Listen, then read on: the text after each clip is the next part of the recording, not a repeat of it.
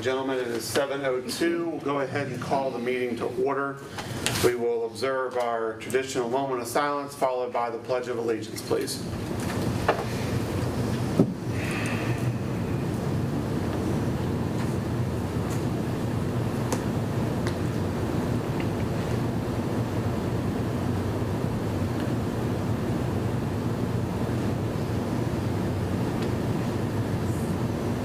Thank you very much.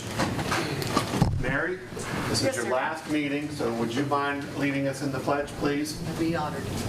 I pledge Allegiance to the flag of the United States of America and to the republic for which it stands, one nation, under God, indivisible, with liberty and justice for all. All right. I don't know why I sat down. I gotta get right back up. Water together. What did I do? I'll get it. Thank you. Here, stay right there. Stay right there. Okay. Okay. Every year, this time of year, we prepare for the annual Green Bean Day that's down at, boy, I can. How about that? That we have down at the River Trail. And each year we do a little proclamation, and Dr. Reed is here, and he's brought us the green beans that we all. He uses this as cheap labor. We get to string his beans for him. So, but I finished mine before everybody else up here. Just want to make sure everybody knows that. So. But I want to read this proclamation real quick, then we'll do a photo op with Dr. Reed, and the floor is Dr. Reed's if he wants to say a few words. But this is the Green Bean Weekend proclamation by the city of Buckhannon, West Virginia. Recognizing that hunger still exists in Upshur County and in Buckhannon, and also recognizing that green beans are a productive and nutritious vegetable crop that is easily grown and harvested, and acknowledging that many activities are a success in our fair city and county because of the multitude of volunteers who are a catalyst and workers in these activities. Now, therefore, I, Robert Neal Skinner III, Mayor of the City of Buckhannon, do hereby proclaim August 13th and 14th, this is 2 days, unusual, 2021 as the 5th annual Green Bean Volunteerism Weekend throughout our city. And I urge all of our city residents to grow green beans and to go to the farmer's market and purchase green beans, snap them, and deliver them to the parish house to help feed those who are in nutritional need in this year and next. We invite the cooks to enter the Green Bean Cook-Off at the Festival Fridays event on Friday, August the 13th, 2021. And we also invite all to the Green Bean Stroll on August 14th at 9 a.m. at the Riverwalk Trail. You can run, ride, or wheelbarrow, stroller, wheelchair, electronic scooter, etc. Any and all forms are welcome. Please participate in the Green Bean Stroll on August 14th, and also let's help feed the hungry here in Upshur County. This given under my hand and seal of the City of Buckhannon this 3rd day of August 2021. The Doc, if you'd like to come up, we'll get a little photo op here with the media, and then the floor is yours to say a few words. The emphasis on the few words. Few words. See if a time limit. Let's hold it straight now. Photo bomb. 1, 2, 3. 1, 2, 3. There's one more. Thank you. Thank you. All right. You guys go. Speech. You got a speech? But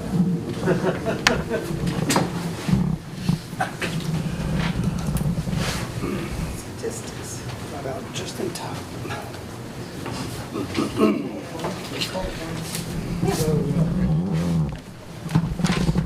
Thank you all for having snapped the beans. I understand from my wife several years ago that in a book called Night Comes to Cumberlands, people wouldn't sign up to do things, but if you had things there to do when they came by, they'd help. So that's why we got the beans strung tonight, because I brought them, you know, we're here. Thank you very much for that help. before this started, I was looking for a way to celebrate and recognize the many volunteers that we have in Upshur County. And I was in Charleston for a meeting, and the group that was serving had a green bean day every week, and I thought, well, this is the perfect combination. We get food for the parish house, get people involved, and get people moving. So that was the beginning of this effort to recognize the volunteers. 3 or 4 years ago, I identified over 3,000 volunteers in Upshur County, and I'm sure that there are many, many more than that.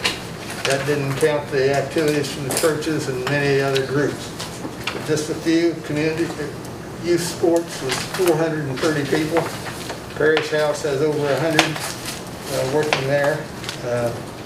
In the community garden, we have 16 rows and 38 beds. The beds, people take one bed and then take a second bed, presumably to raise food for the parish house. Band of Brothers has 6 rows in the flat part of the garden. One of the 4-H clubs, Amy Queen, has a couple rows. Dave Maxwell from the hospital has 6 rows of beans. And I think last year he told me he had over 100 gallon of beans, if I remember that correctly. Beans is just one means to the end for nutrition. It involves food, and in growing beans you get some exercise. It's a little fun. And then we have, last couple of years, we have cook-off. So you stand a chance to win if this year you come. Was the last 2 years, a young fellow from over at Colton, Reed Burdette, won the prize, and he won't be here this year. So get your beans, get your crock pot, and plan to come and join us. Also look for the support for the parish house.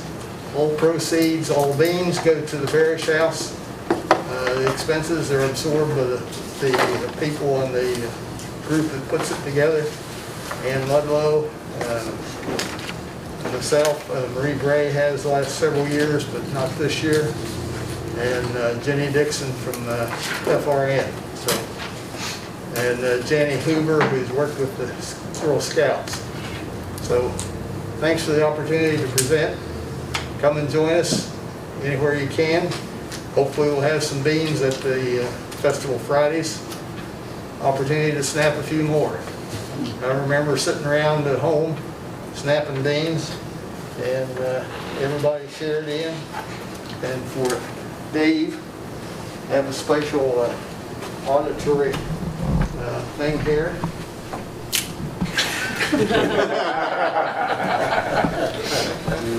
Shall they eat it now? I know that he enjoys that, so thank you. Thank you, Dr. Thank you, Dr. Reed. Thanks, Dr. Reed. Council, we do have someone on the phone who wants to speak to us about an event request, and would it be okay if we go ahead and let them talk to us now under the recognized guest portion? Sure. Okay, all right. Jamie, are you still there? Yes, sir. Okay. If you want to go ahead and present to us your request for council's benefit. This is F7, event request, Cartoon Headquarters, Jawbone Park, August the 29th, 2021, for a back-to-school bash event. The floor is yours, sir. Okay, so we were there for the 4th of July fireworks the last 4 or 5 years that they've had them there, and with the exception of last year. And everybody come up to us and had kids and say, hey, this is really nice. It'd be nice if you would come back and do another event at some point, So we just kind of threw it around a little bit and thought that we would take a look at it and what we would have to do to make it happen. So we thought about a back-to-school bash on Sunday the 29th of August from like noon to 6 with inflatables and games and a couple cartoon characters, and probably bring like our jelly ball arena, a couple other things, just to set up and and just kind of have like a kids event, and then we would give away like prizes and packages throughout the day for kids that would register that would come and play. And I mean, we've never been up there for any other time except for the 4th of July fireworks event.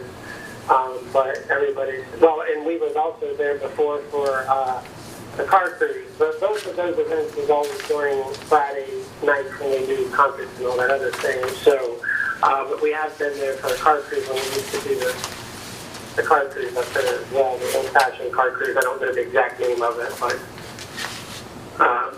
anyway, so that's just kind of what we were looking to do. And I guess when I called and talked to the secretary, she had said that I'd have to talk to the city council because the next meeting for the other board wouldn't be until the week that I would want to do it. So she suggested that I talk to you guys about it and see if you can approve it or deny it or have any questions on it.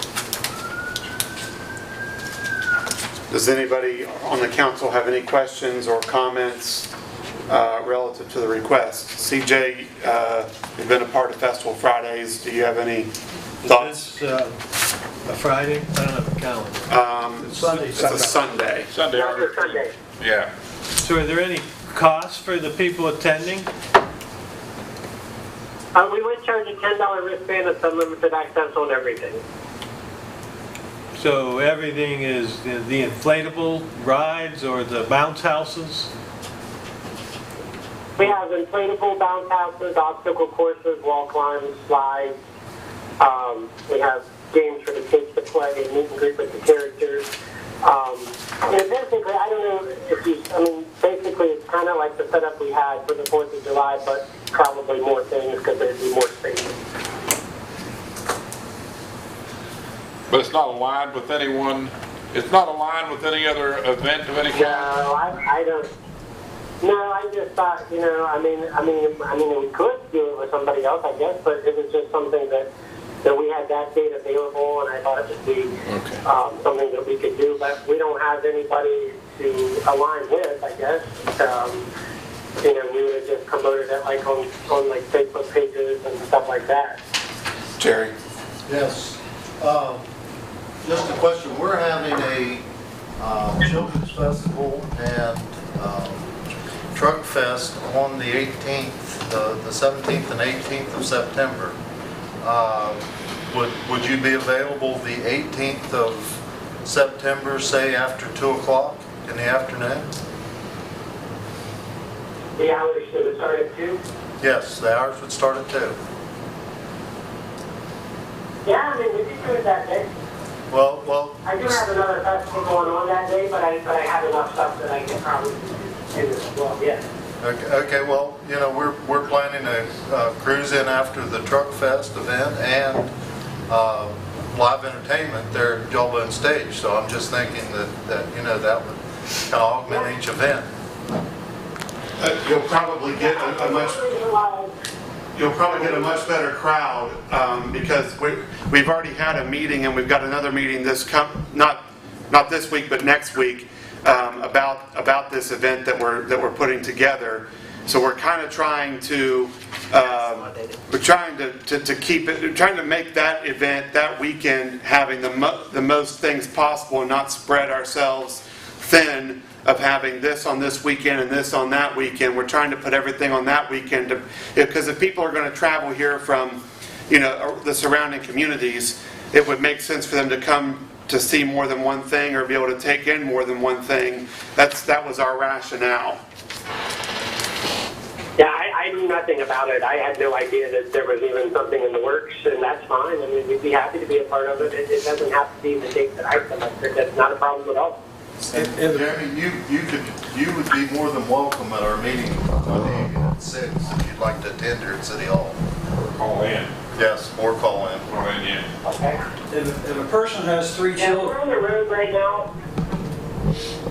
Okay. Yeah, Mary, we're on the road right now. We do fairs and festivals, so I'm pretty booked. I don't know that I would be close to Buckhannon or anywhere close to it next You Monday, can but still I'd be call happy to in. Call in. Yeah, that would be fine. Okay. I have a question. If a person has 3 children that would attend this, is it $10 per child? Yes, sir. It's $10 per child. It's $10 per, Yeah. $10 per wristband. For wristband. for rides. Yeah, so You get a wristband, and it's unlimited the entire time that we're there. so the family would have to pay $30. Right. But that's, As they did every other time we've been there, yes. right. Yeah, yeah. And the, Unless you want to pay us to come, and then we can be free, but I mean, not everybody wants to do that. But, yeah, yeah. you know, like we do have some cities that do pay us to come, and then we're free to everybody. And, you know, that's up to you all. But in order for me to pay my staff and our insurance, I have to make enough money to cover my expenses too. Sure. What would the cost be if we assumed them? What's the actual, is it only one day?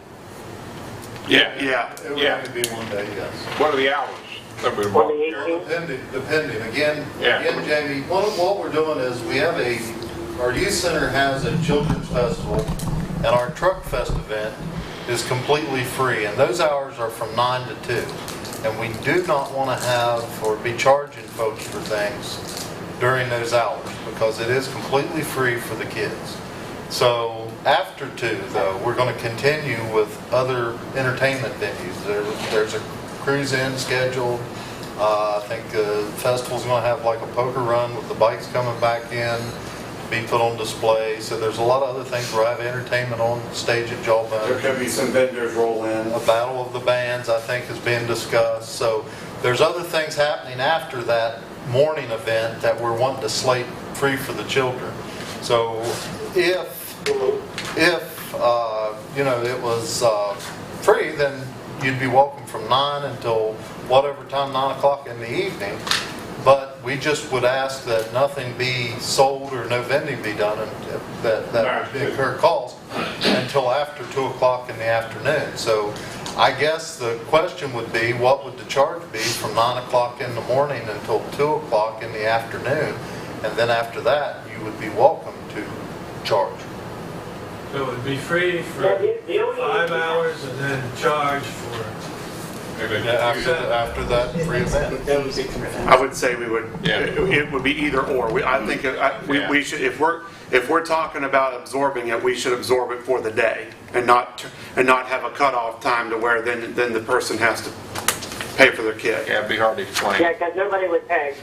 Everybody would just leave after 2 o'clock. So not to put you on the spot, but piggybacking off of CJ's question, do you have a price quote that would be for, the day and what that might cost us if we were to want to take care of that?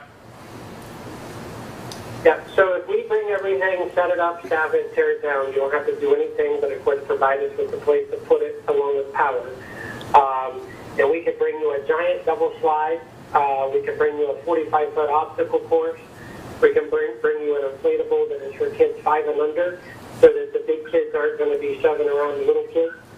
And then we can also bring you jousting inflatables, along with 5 games for the kids to play. And we have like inflatable basketball, we have t-ball, t-ball, we have axe throwing, which is also very popular.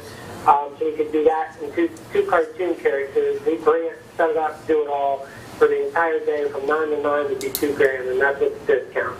Now, if you want to think about that, that's fine as well. But it wouldn't be a good idea to be free till 2 and then charge, because nobody's gonna like that. Yeah. And he could come to the consolidated board if it's going to be the 18th of September, too. Right. Yeah. That's true. I mean, we set up there on the 4th of July, we charged $10 for a wristband, and we had 145 kids that played, and that included a rainstorm that happened. If the rainstorm didn't happen, we probably would have even had more than that, but, right smack dab at the beginning of being busy, at 7 o'clock, we had that big rainstorm. What were your hours? I mean, we had a good turnout, and everybody seemed to have a good time. What were your hours? 5 to 8 or? No. Well, we quit, there was a 45-minute period that it poured the rain down. Right. And then we opened back up after that and was open until the fireworks started. Okay, About today is 9:45. 1450, yeah. Oh, yeah, fireworks again. Good. I like Dave Thomas's suggestions. If we're going to try to align this with the Children's Festival, perhaps Jamie could come back on the phone to our Consolidated Public Works Board meeting at the end of this month, and we could look at, because that's really where it does need to be vetted. And if the city's going to look to cover this or not, I think that's where it needs to be discussed. But I do like the idea of piggybacking it off of our Children's Festival, and I think that will maximize the number of participants that are there. So if Jamie's agreeable to that date, I think we should refer this to Consolidated Public Works on the 26th of this month.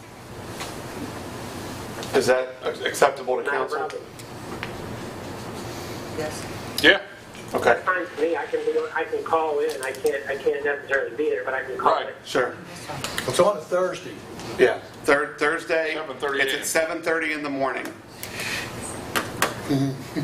Okay. 7:30 in the morning. Okay. We have a lot of people, so they'll be here for it. So. Yeah, I know y'all love Yeah, if somebody can just send me the link to dial into, I can definitely dial yes, in. Yep, But we'll Yeah. be at a fair in Ohio that week. okay. All right, that'll give us some time to work on it. yep. Maybe find a Hey, I sponsor. appreciate your time. Thank you guys so much, and I look forward Okay. to talking to you on the 26th. Thank you, Jamie, appreciate it. Thank you. Have a good day. Bye. That was a good suggestion, Mr. Thomas. Good for something once in a while. I know, David. Okay. All right, kids. Are you leaving now? All right. Okay, we are down to our department and board reports. First up is Mr. Jerry Arnold with his one piece of paper. My thunder. It was a long meeting, I know that much. Scared me, I saw that thing before. Yeah, it's this. We're working on the departments are working on the same projects I reported on last meeting. So actually, all I have is, we have asked our review committee for the on-call engineering services to put forth their 3 top selections to interview for our on-call engineering. And of those, we will be, with council's approval, we will be interviewing Potesta and Associates, Civil Engineering, or Civil Environmental Consultants, and Thrasher Engineering Group as our 3 selected interviewees for on-call engineering services. And that's all I have, unless there's questions.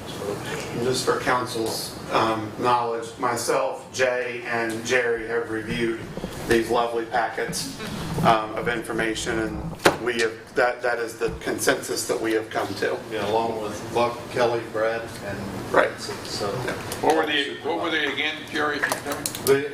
in order, number 1 was Bethesda, number 2 was CEC, Civil Engineering Consultants, and number 3 was the Thrasher Group. Okay, thank you. We had 6 total engineering firms provide qualifications, and as the mayor previously said, we all went through all the proposals and came up with what we felt were the most qualified firms to interview.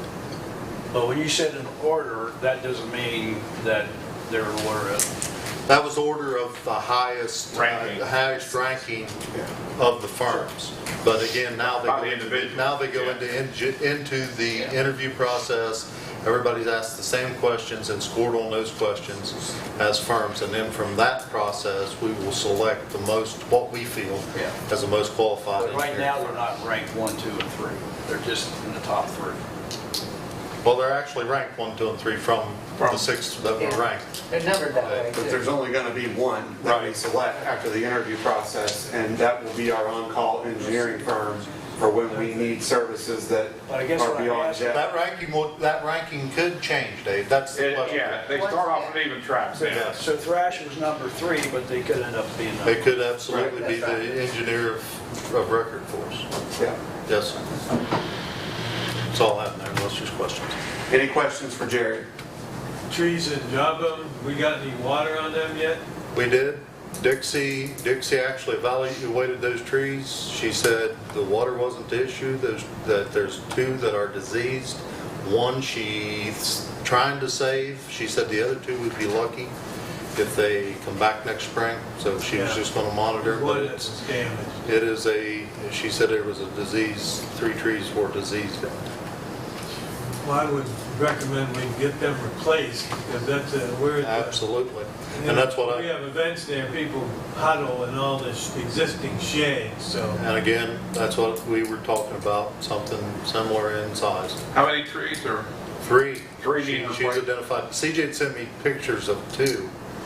And she actually went down Monday morning and evaluated them, and she said that she had identified 3 that had were diseased, but she thought the one would come back. She wasn't real sure about the other 2, so she said we're gonna have to just see, next spring.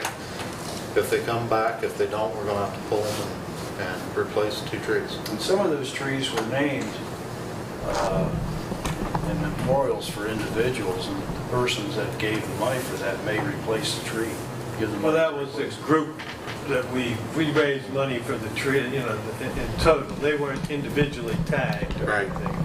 I thought for some that were. There's a slate at the entrance of the park with who purchased and then what they were in honor or memory of.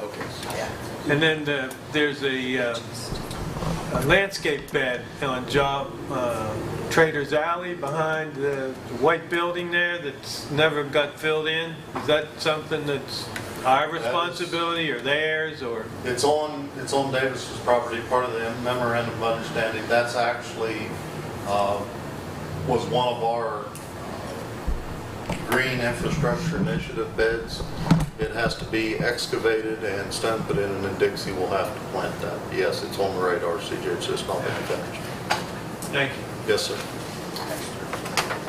Thank you. Next up is Ann Barrel.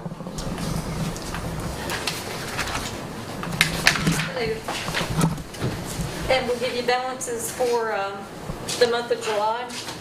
General fund and money market, we have $1,286,000. The CD remains the same at $86,000. Historic landmark savings, $3,000. Fire truck savings, $38,000. Stockert Youth Center's capital campaign, $440,430. That's with the pledge. Coal tax, $52,000. Municipal stabilization, it's at in July it was $814,000, but general fund in the budget revision agreed to contribute $100,000, and we just got that approval back from the state. So we'll take care of that in August, as well as the flood control account. General fund will contribute $70,000 to that account, and we currently have $8,247 in that. Consolidated Public Works Board, $153,000, and sales tax, that's the wrong number on your in your packet. We have $1,424,000 in sales tax. We received our first tranche of the ARP funds, so those are in the bank ready for us to use when we start those projects. $1,192,000. And let's see, in the revenues, we've received $5,000 from Art 26201. I think we've reported that maybe before, for the theater tile. And then we received an annual contribution from the Board of Education to Stockert Youth Center for $20,000.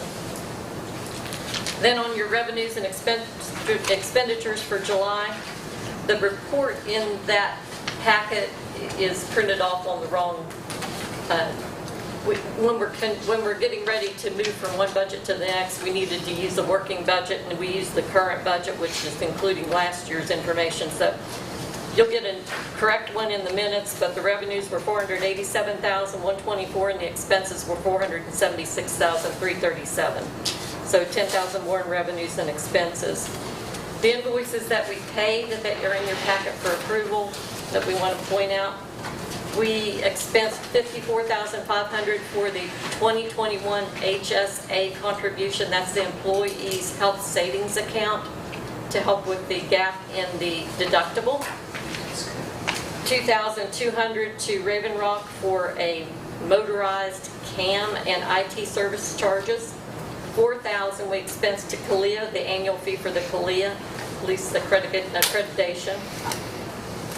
$7,856 PTS Solutions, that's also police software that we have to have. We expensed $13,000 to Greyhound Equipment for 2 used scissor lifts. One of those will go to the street department and one to the fire department. Bruffy Trucking, Stone for Canal Street, $1,600. Arcos USA for bulk cement was $3,679. That's for multiple projects. That's for our concrete truck. And then $1,035 to Links for point-to-point router for the theater. Let's see. I think that's all I have for now. I do want to point out one thing. If you bear with me just for a few minutes, I wanted to tell Mary what an honor it's been to work with you.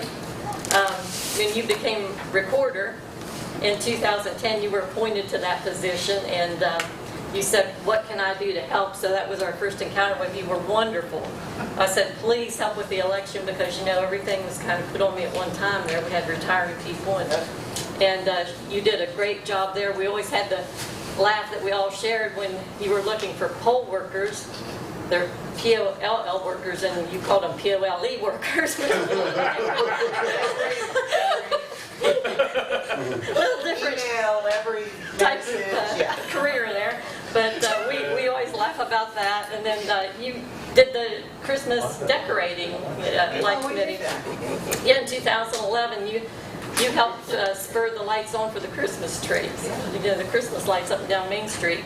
You served on Police Civil Service Commission in 2012, Planning Commission from 10 to 2014, and you bridged that communication between the Legion and the city of Buckhannon. So you really brought a lot of patriotism in, and you actually had in 2013 declared, I don't know if you remember this, Americanism Project, and you bought yourself the flags that went on Main Street and the bunting that went on at City Hall. Yep. So we appreciate your service to us, and we hope we hear from you very often.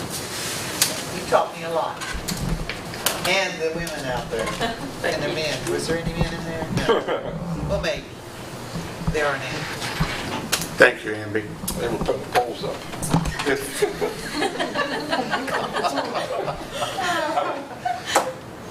Remind council this is a recorded line.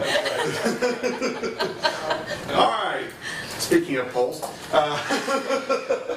Fire Chief J.B. Kimball. Mayor and council, how are you this evening? I don't think we have a poll down there, did we? It's on the wall. It's the old pole You from gotta have the a old couple firehouse. poles to do Because competition. we had a 2-story firehouse at that time that did have an active pole in it. It's a handrail. It was refitted to be a handrail at the new firehouse. That's right. So, Mary, I'd like to thank you, just like I spoke to you before the meeting. If there's anything we can do to help you, you know who to call. It's been great knowing you, and we know you've supported us over the years. So, thank you. Thank you. And Dr. Reed, I'd like to thank you for bringing the green beans tonight. Stringing those beans tonight kind of brought back memories of my grandma and grandpa, sitting on the porch with a bucket of beans, and a lot of good stuff happened there, so I appreciate that. Council, if you'll look in your packet, the monthly report for June is in there. We had 128 calls for service, and the breakdown there is for each district. City limits was 75 of those calls. So in June, it was 59% in the city, 41% outside the city or on mutual aid calls.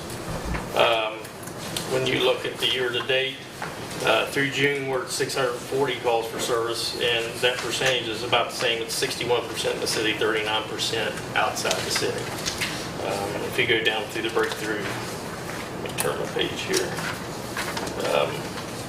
We had 11 fire incidents in June. That's up a little bit from the month before. rescue and emergency calls, which is typically our highest call volume. I will hopefully here before long have some more good news over a CPR save that happened. I just want to let council know since December 24th, we've been involved with 4 CPR saves in our community. And until 2018, we did not respond to cardiac arrest unless we was requested. And now that is an automatic page, and keeping that data, that's 4 in just a little over 7 months. That's huge. With that being said, the Heart Safe initiative that we began a couple years ago, it's kind of like an accreditation process for being a heart safe community, creating CPR classes, getting CPR in our schools, CPR in our communities and stuff like that. That's part of this. Myself and Maria Potter are going to be part of a town hall meeting where there's going to be over 100 people. It's kind of like a webinar. We're going to be speaking about good things that we've done and hard things that we've had to figure out through the last couple of years trying to get to this point. It'll be us and another gentleman from New Jersey, a fire department in New Jersey, will be the 2 primary speaking groups speaking to these people from all over the country. So that's August 10th. If there's a link to it, I'll pass it on to Randy. So if any of y'all want to be involved in that, talk about the good things, the hard things, and the bad things. So to help people produce themselves into a good situation. So Where will that presentation be? we'll be at the firehouse. We'll be online. It'll be on a computer. So anybody can do it from home or work. So I'll get the link to that. So move on down here. You can go into the breakdown of our monthly incidents here and the percentages. Move on down. A lot of papers here. I was trying to beat Jerry, but I don't think I can. I want a couple of the big papers I want you to look at is the amount of calls that people are making, or volunteers. Those are the people that are contributing to us for free. When you look at some of these people in our organization, when you look at 128 calls for the month, and some of the members are making 30, 40 calls. They're there for almost 50% of the call volume. That's huge.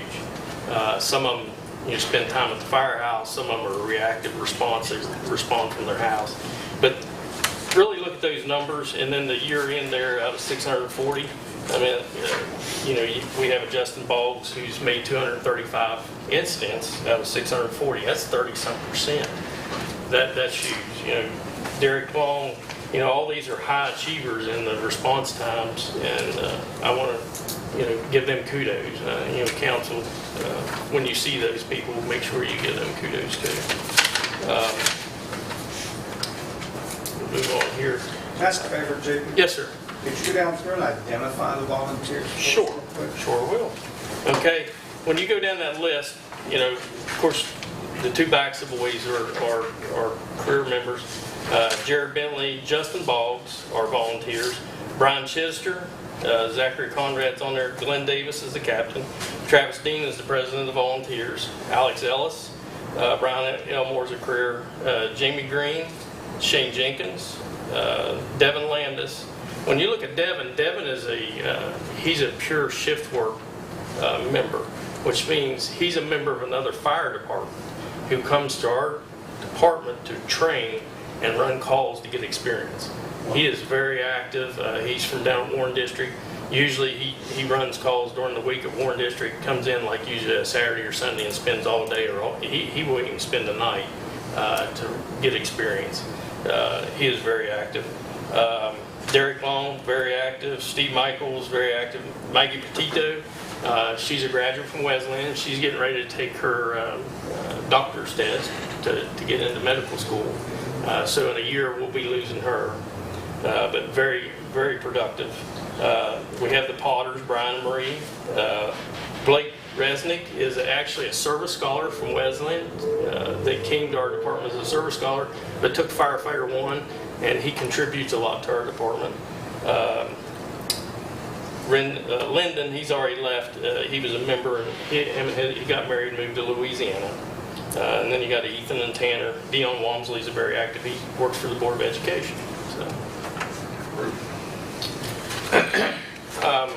when you, moving down the list here, I'm gonna cut around a little bit. The Heart, like I said, the Heart Safe Initiative, I'll pass that out. I'd like for some of y'all to join in on that so you can hear the, what's going on in Buckhannon with that. We have the AEDs placed in strategic places. We've actually met and we're certifying them through the state, and we're going to try to come up with an app so when somebody comes to Buckhannon for an event that's maybe a medical provider and they want to look at this, get this app so they can tell where AEDs are. So if something does go down on Main Street, they can look, the courthouse has an AED, the firehouse, Stalker Youth has an AED, where the public access AEDs are to maybe save somebody's life down at Jawbone, the Riverwalk. All the parks have them. So they're very accessible. People just need to know they're there, not be afraid of them, which means they should educate themselves, come get a class. I've actually spoke to the superintendent of the schools. We're going to try to get CPR back in the school system. We had talked about, 4th grade to 8th grade, there's a friends and family course that you get a certificate, but you do not receive a card, and it is basically free. Because it's hard for youth to comprehend, chest compressions and breaths. They need to learn to recognize and call 911 and tell 911 what's going on. But the 9th through 12th graders, give them a card because they may want to go into the medical field, and that's required. So they'll already have that in their, in their mindset and be able to provide for the public. If you remember, the 11-year-old girl initiated CPR on her grandpa Christmas Eve, and he's alive and well today. That's a huge thing to happen for her to be able to keep her mind and do CPR and help save her grandpa. So, going down my list here, I met with Glenn Davis and Maggie Petito and Charles Wilfong. They're on our recruitment program committee. They've came up with some ideas, and we will be presenting this to council. Some ideas they came up with is some tuition reimbursement to college students or somebody going to Fred Everly. They came up with a number of like $2,000 a semester or 10% of the tuition, but they have to maintain grade point averages. And I think I emailed that to everybody on council to read and go over. Just some ideas we're coming up with outside the box. $2,000 or $4,000 commitment from council. If we can get somebody to come to the firehouse and be there so many hours a week while they're in school, it helps us, it helps them. Just things we're looking at outside the box to get members to come in. I do have some volunteer achievements to announce. We did have a group of 4 people go through the truck company class, and we have 4 new ladder truck operators. So that's big. We were down to about 7, I'm sorry. And so now we're back up to about 11 that can operate. I mean, that's a $1.2 million piece of equipment, and you just don't want anybody driving it and operating it. So one of our volunteer firefighters, Derek Long, achieved his mechanical emergency vehicle technician certificate, which means he can work on our equipment. Ethan Smith, one of our career members, is also going to achieve that too. He has his pump certificate at this time to where he can work on pumps. So between the 2 of them, that's a big thing. So we can work on a lot of stuff in-house if we have the tools to do it. We still outsource a lot of it. So, and Mayor, I know down, I believe it's F1. If you don't mind me speaking about that. That's perfectly fine. In category 7 of the accreditation process, it's the HR section. In that, we have to determine a pay scale. We have to have a written pay scale. It doesn't mean that if the city falls on hard times and it says, a 2-year lieutenant makes $100 more a month than he did the year before, that if the city falls on financial strains, that you have to go by that. But we have to have something in writing. And I would like to have the permission from council to work with AMB between now and the budget year coming up in the budget work sessions in January, February, to come up with a plan for a pay scale, in writing pay scale, so we can provide that accreditation and work with the accreditation committee with that too. So I don't know what your all's feelings are, so. Well, I guess since I was the one that brought that up, the FLSA pay rates, my intention was, is this something we could utilize to reduce the overtime cost to the city? And is that the way you're looking at it, or Well, how are you looking at it? Amby worked over the weekend with the spreadsheet. We both reviewed it yesterday. We discussed it. I really think by the additional staffing coming on board, once those members are trained, the biggest savings in overtime will be from the extra vacation time and the sick leave time and stuff like that. I think we'll see a bigger reward out of that, going to a minimum of 2 when somebody takes off, than going with the FLSA. Amby and I talked about the paperwork and the different time consumptions of that, and that is up to council. I'm not here to. I really think if that's something you want us to look at, I would like to work on that towards the budgets and with you all on the accreditation process. If that's, So basically this week where we have 2 career staff members on vacation, if we had our 3 already hired and they were trained, theoretically if we went to a minimum staffing of 2, nothing would have changed this week. We wouldn't be replacing those positions to try to fill unless back we in. had the only time you would have overtime during that period of time is if we had an incident or you had an event and somebody was off. So say somebody's sick in the Strawberry Festival, we need additional staffing. That would be the only extra pure overtime other than callbacks that you're going to see, other than holiday pay and callbacks. But we wouldn't just be backfilling for just a typical shift. Once the new hirees are trained to be able to drive and operate the engine, you got to bear with me. It'd probably take 7 to 9 months. Once that happens, I will feel more comfortable, because if the person driving certified to drive the fire engine now takes off, you really don't want somebody that's not certified to drive. No, those are expensive pieces of equipment. So, and we require that out of our volunteers also, and we don't want to come with 2 different things. That we require this person and not that person. So where are we at with the hiring of the officers? We need to start the interview process. We have a current list with 4 people on it. Teresa had sent out. Last time we updated that? It's been a year and a half, I believe. Yes. Is that something we should consider updating? Maybe there's some better qualified people out there? Well, that would be up to council. There's people on there that have training and that are through the process of Teresa sending out letters, they're interested to in the job. I'd have to talk to Tom about what is available out there as far as civil service, what we can and can't do, but we do have a list of 4. It requires a list of 3. You have to have 3 people on the list to. Well, we're hiring 3, so if we have a list of, more candidates, I'm just thinking outside, what's the normal strategy for updating the list of available candidates? Well, updating the list takes about 90 days. So by the time you advertise that you're testing and this and that, and doing the physical agility and the written test, I think that should be left up to you all. You are going to be the ones interviewing the candidates. You might interview on the scene. I'm just asking questions. Sure.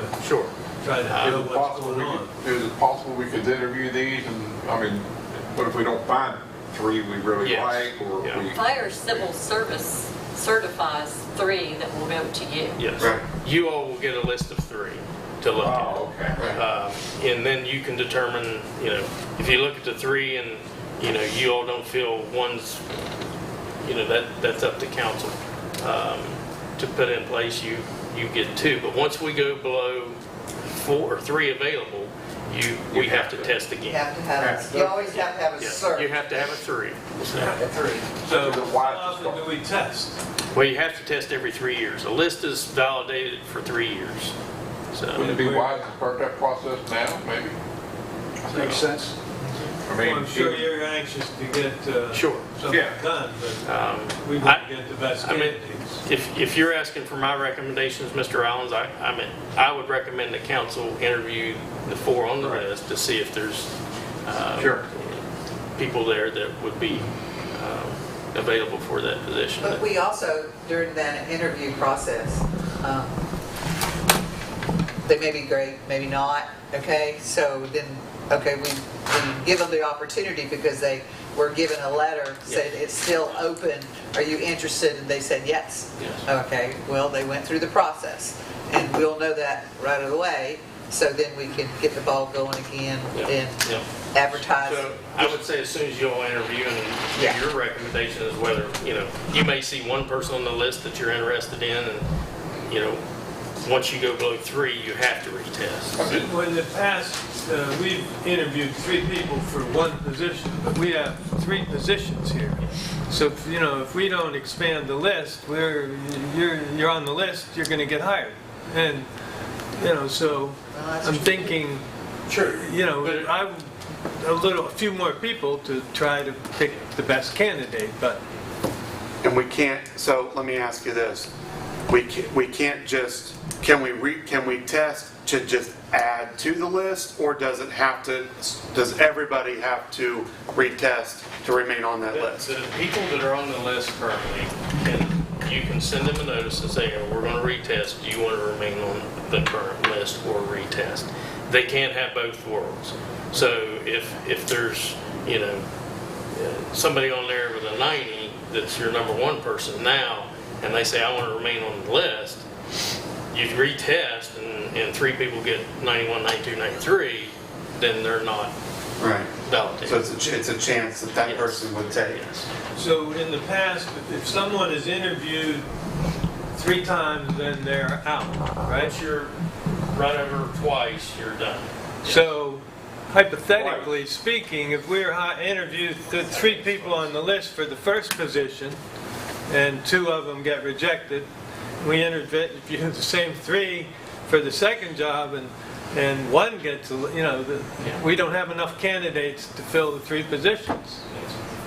And what if they didn't do so good on the test as the second time? I don't know. If they choose to retest I mean, and what they if drop, then that's... even if you've got 4 or 5 candidates who, if Statistically, you that's what happens. want to be tested, and then you get 2 out of that 5 that could pass it. I mean, if council would entertain my recommendation, I would like for you all to interview the 4 that's on there to see if there's any validation there. Right. And then if we want You 1, don't have 2, to or hire. 3. 3. I think they Yeah, said 3, I'm sorry. 3. Yeah. 3. You interview 3 that are certified by the Fire Civil Service Right. Commission. You So we don't interview interview 3, and everybody. we can hire all 3. Or you can hire one of them. Or just one. Or just one. Or just 1. Yeah. Yes. 1 or 3. And then if you hire one and you don't feel that the others are suitable, you can say, okay, you can keep your score or retest. Well, I mean, we only have the candidates to compare to each other, I guess that's the fundamental issue. Yeah. And once we hire one, you have to start, well, if You hire have to have 2. these 3 on the list, So if you hired one, then your 4 goes to 3, and then Yeah. if you hire another one, then you have to start, then you would be build hiring the list one off back a new up. list. So- Yeah, yeah, well, that makes sense. Okay. Yep.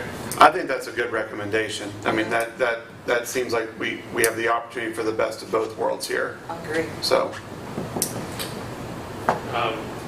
Real quick, back to the accreditation process. We met, and the accreditation committee met. We didn't get clear through the meeting. We had, Amby and I had it, and the mayor had a housing enforcement board meeting. But we discussed, communication and collaboration, reviewing upcoming things, our gap reports, our effective response forces, our services provided. And once we review those recommendations, if anything needs changed from that committee to council. So that's where we're at with that. So I thought it was a good meeting, there was a lot of conversation. I think there's been some modifications at the 911 center as an outcome of that, as far as call-outs and the timing of those call-outs, and you know. It's getting better, and that's what it's about. Yeah, you got, healthy communities have to be willing to have these difficult conversations, and it's not something we dive into freely, but. Real quick, I want to, over the last couple of months, I've been going to Amby for a lot of ideas and assistance, and I want to thank her for everything she's helped me with here recently. So. Hey, you're moving up, Andy. Y'all have any questions? Any questions or comments for Chief Kimball? Thanks, Jamie. Y'all have a good evening. Thank you. Thanks, Jamie. Mr. O'Neill messaged and said that he does not have a formal report, but he is on standby for the approval of the ordinance 452 for its second and final reading down further in strategic issues. Real quick, through correspondence and information, Buckhannon Police Department CALEA conference award letter. Earlier this week took pizza down to the police department and broke bread with our chief and officers to celebrate the accreditation. They appreciated that, and so we appreciate, I know that we all appreciate the work that's been done to become accredited, one of the very few in West Virginia, only two, I believe, that are fully accredited in West Virginia now. So we're very proud of them, and they appreciated that. I know Matt's going to talk more about it next meeting when it becomes his report. We've got a notice advertisement for bids for City Hall roof replacement project, award notification, American Rescue Plan Act, non-entitlement community. That's the money that Amby spoke about earlier. We got our first deposit of that. We've got the DOH Children's Run and Keesling Mill traffic signal installation project correspondence, and that's pertinent to water and sewer existing underground utilities. And then finally, we've got a FEMA generator grant number 35 executed with West Virginia Infrastructure and Jobs Development Council agreement. Under the consent agenda, let me see. You have 2 sets of minutes. Right. We can approve. Let me get caught up here on my check marks. Okay. We got the approval of the minutes, and we've got 6:17 and we've got 7:1 meeting minutes to approve. We do not have 7:15 or 7:8 or 7:21. Then we've got also the approval of the building permits and wiring permits, and then the approval of the payment of bills. I entertain a motion that we approve the consent agenda that includes minutes for 6:17 and 7:1. So moved. We have a motion by Mrs. Albaugh. We have a second by Mr. Rigger. All those in favor, please signify by saying aye. Aye. Like sign opposed. Motion carries. F2. Under strategic issues for discussion and or vote. We've got, as you all remember, we have an agreement with USI Insurance out of Huntington with Pete Daxton. Thank you very much. Saw him last week. He comes to Buckhannon a few times a month and visits with our employees and with Amby. He sets up shop here in City Hall and answers any questions our employees have. I think it's been very effective. Our employees seem the happiest they've probably ever seemed about our health insurance that we provide for them as a benefit.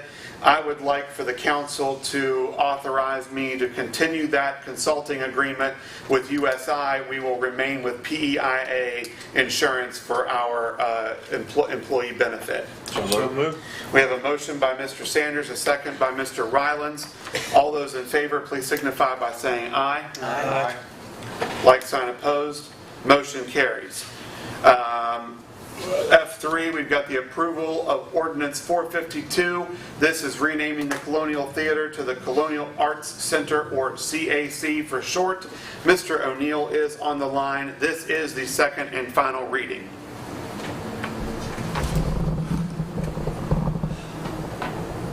Tom, do you want me to read it, or do you want to? You there, Tom? Can you hear me? Yep, Yeah. we can. Can you hear me? Yep. All right. Mr. Mayor, I don't know what there is to add. Let me read my caption. Okay. And then I'd be happy to take any questions by council. The council has before ordinance number 452 of the city of Buckhannon, an ordinance renaming the city-owned property located at 48 East Main Street in the city of Buckhannon as the Colonial Arts Center, and renaming the governing board established in ordinance number 450 as the Colonial Arts Center Board. As you stated, Mr. Mayor, this is the second of 2 readings. Is there any further discussion, or are we ready to take a vote? Take a vote. Okay. I would entertain a motion that we pass ordinance 452 on, second and final reading. So moved. Motion by Mr. Thomas, second by Mrs. Allball. All those in favor, please signify by saying aye. Aye. Like sign opposed. Motion carries. Okay. Thank you, Mr. O'Neill. I will see you tomorrow in Wheeling. Discussion of possible vote for West Virginia Infrastructure and Jobs Development Council grant agreement FEMA generator number 36. Jerry or Amby, do you want to? I'm not sure what it's about. Jay takes care of the FEMA generator. I know.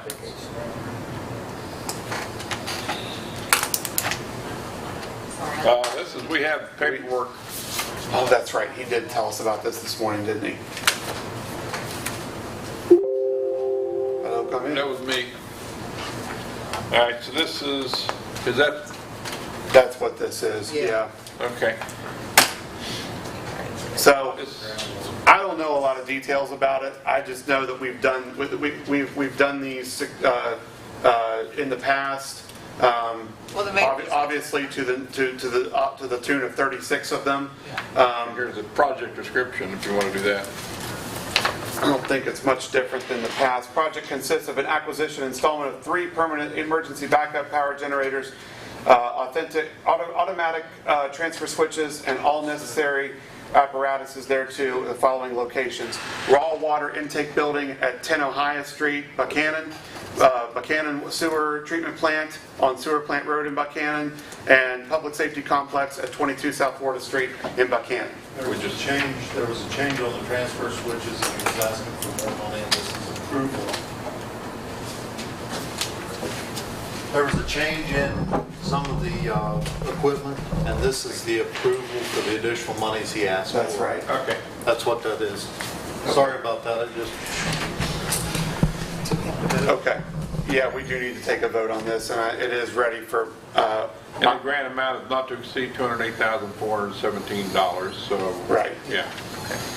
This has been discussed several times in the waste board and in the sanitary board and the water board. So now it's made it to its way to council.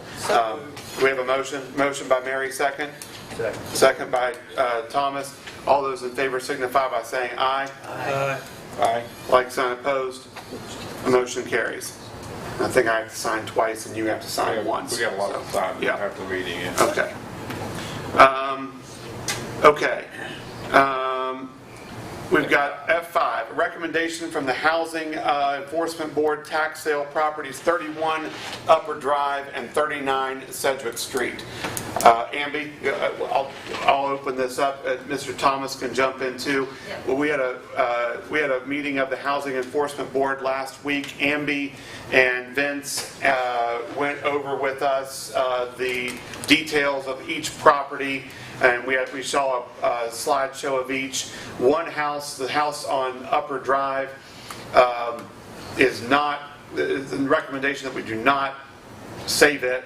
Correct, there's foundation. Rather, there's significant structural issues. It's kind of built on the side of a hill, but the house on Sedgwick Street, to quote Jay, has good bones, and the recommendation is for us to clean it up and turn around and sell it. So Amby, I will let you take over. You basically explained it all. There was 2 properties purchased through tax sale. We recently got final acquisition of those. 39 Sedgwick Street, it really is in pretty good condition according to the inspectors. The inspectors were actually Vincent Smith, Housing Enforcement Officer, Engineer Jay Holland, Street Commissioner Brad Hawkins, and Firefighter Tanner Smith. That house, except for the garage, is in good condition, and after discussion, the Housing Enforcement Board recommended that to council that property just be cleaned up a little bit inside and out, raise the garage, obtain an asbestos inspection, obtain an appraisal, and then determine the minimum reserve and auction that property. On 31 Upper Drive, the inspectors found that it had significant foundation issues and that there was mold in many areas of the house. The termite damage was extensive, and the ledger board on the back deck is completely detached from the house and unsafe and needs to be removed as soon as possible. The city's been mowing both of these properties, and the 31 Upper Drive actually has another adjacent property lot that goes with it. So the group determined this, with that one, that they obtain an asbestos inspection, raise the structure, and clear the lot, and obtain an appraisal to auction the lots. That's what we had there. Okay. We'd like to get the funds from the auction to put back into housing enforcement for future. So I move we approve the recommendation from the Housing Enforcement Board to sell these properties after doing the mitigation as recommended. I'll second that. Do you want to talk to council about the other properties that need raised at the same time as this discussion? There's a couple of them I want to talk to them about in executive session, so we can maybe, but yes, so here's what what she means by that is that Jerry and I have talked that it makes the most sense that we've got about 4 or 5 properties, including the Chase Bank lot and the Knights of Pythias house, that need to come down. Instead of renting and then re-renting and re-renting and taking this equipment back and forth, let's do all of this demolition work in one shot while we have the equipment here with us. But there's a couple of properties I need to talk to you all about in executive session this evening as per state code. Okay. So, Well, hold on. okay, but with this recommendation, there is a motion and a second for 31 Upper Drive and 39 Sedgwick Street. Is there any further discussion? The motion was made by CJ, the second was made by Dave Thomas. If there's no further discussion, I call for the question. All those in favor signify by saying aye. Aye. Like sign opposed, motion carries. F6, TV cable board remains an issue that we don't have fulfillment for, but for BU Parks and Recreation, we had a provisional appointment last time. That is not the case this time. Brandon Williams is who I would like to bring to the table to appoint to the Parks and Recreation Board. Brandon's an avid cyclist and is involved heavily with the trail system up at the high school. He participates in races really all over the country and would be a great asset to that board. Brandon is the son of Danny and Diane Williams. Is that permissible? Sure. Okay. Yeah. Brandon Williams. So I'd like to entertain a motion that we appoint Brandon Williams. We have a motion by Thomas, second by Mary. All those in favor signify by saying aye. Aye. Like sign opposed. Motion carries. Did we get Giuliani? Well, that was where that one was. Oh, okay. So, All right. Gotcha. Okay. So with TV cable board, if anybody has any ideas, or I have asked a couple of people, but it's not going well. Nobody really wants to be a part of that because we all know that is the complaint department about Suddenlink. Although, if we are going to if we're going to try to attract or talk about switching franchises, that's where that discussion takes place. It'll be the hot board to be on. It will be the hot board to be on. Our franchise comes up in a couple of years, so it'd be thinking about someone if you want Dr. to. Reed all over that. Dr. Reed doesn't live in the corporate limit, so that gets him off the hook. But some new folks that may want to move into the city limits may want to serve on that too. So we'll see. All right. $1 million. Okay, we are down to council comments and announcements. Mary, I'm going to save you for last this time. Okay. So Pam Bucklew is not here. She's vacationing at Myrtle Beach. So we are down to CJ Riley. Well, Mary, I'd like to thank you for your service over the years here and working on all these things that we've accomplished, and for making some difficult decisions, but I appreciate working with you. And I'd also like to wish my lovely wife a happy birthday today. She deserves a lot for Yes, Ain't she that the does. truth? dealing the amount of time, but We get a proclamation happy birthday, sweetheart. Yeah. She's really had to modify her behavior and align her expectations. Actually, she's told him to do his that way. Sorry, CJ. Thank You you, can get your CJ. last shots in, Mary. Anything else, CJ? All right. Dave Thomas. I have a couple of letters I wanted Mary to read to the council. Did you bring it? I'm just Yeah. Where's my bottle? Coca-Cola.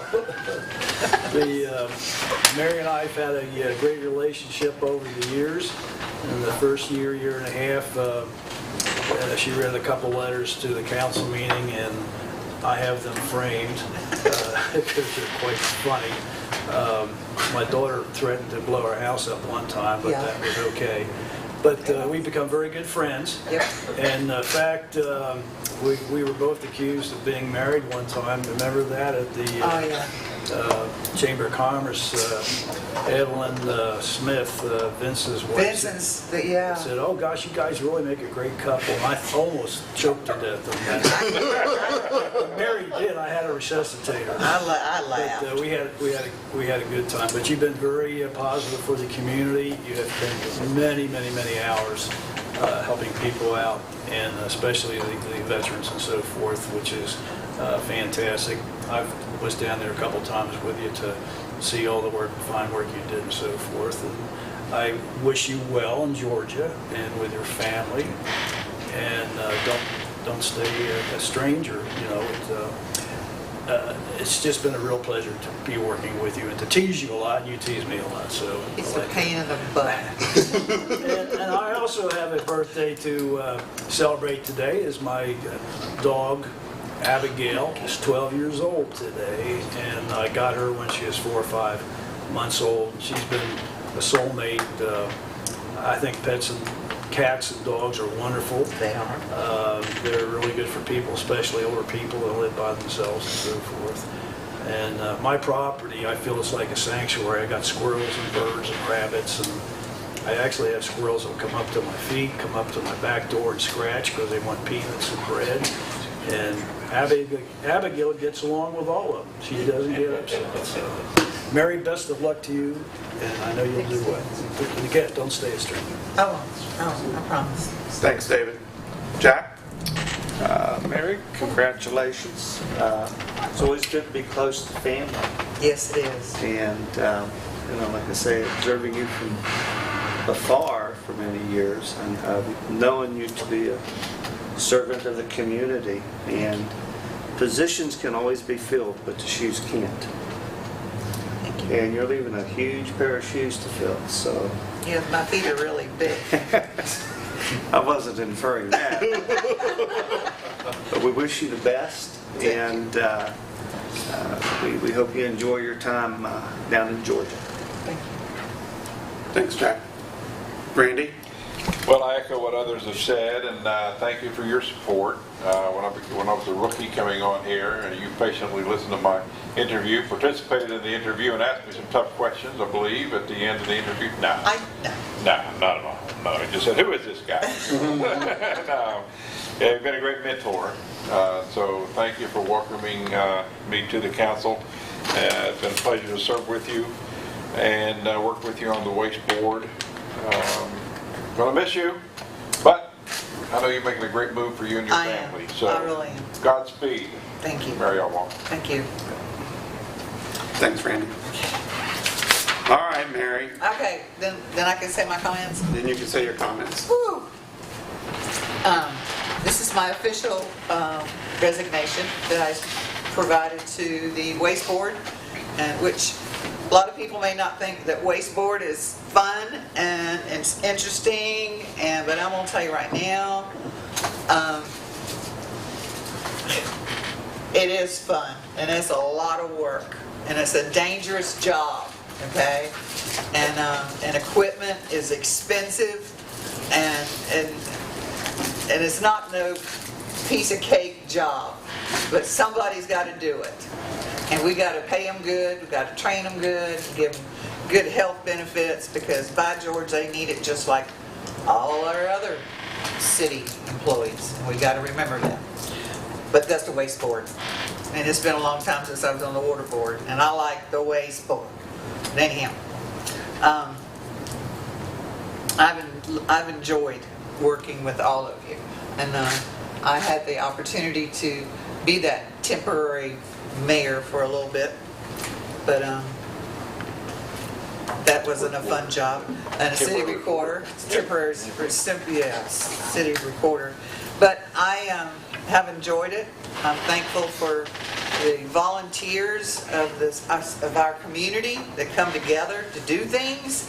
I've seen the changes within our community, and I'm very, very proud of that. And sometimes I wish I'd had more free time to be more active. But anyways, I'm going to be with my daughter down in Florida, or Georgia, and I have siblings right out of Savannah, and a lot of nieces and nephews, and great nieces and nephews, so I've got a lot of people to visit, make up for it. But thankful for the volunteers. So many seeds have been planted and grown right here in the city of Buckhannon, and we are a role model. And we are a role model to many, many cities. So keep that seed of volunteerism watered. And so God bless you, and God bless America, and God bless all of our veterans, and all of you. Okay.